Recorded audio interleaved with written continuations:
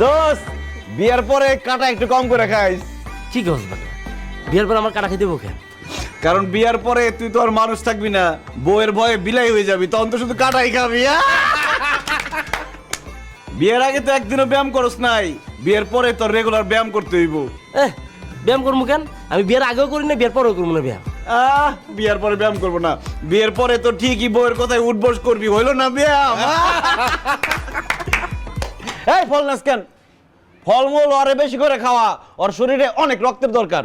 ঠিক আছে না কস বেটা, আমার শরীরে প্রচুর রক্ত আছে, রক্ত লাগবে কেন? কারণ বিয়ের পরে তোর বউ তোর ঘাড়ে উঠে রক্ত চুষে খাইবো। আমার সর্বনাশ হয়ে গেছে। কি সর্বনাশ হয়েছে কাকা? গরুর মাংস কি লবণ বেশি হয়েছে? আমরা ম্যানেজ করে নিব নি।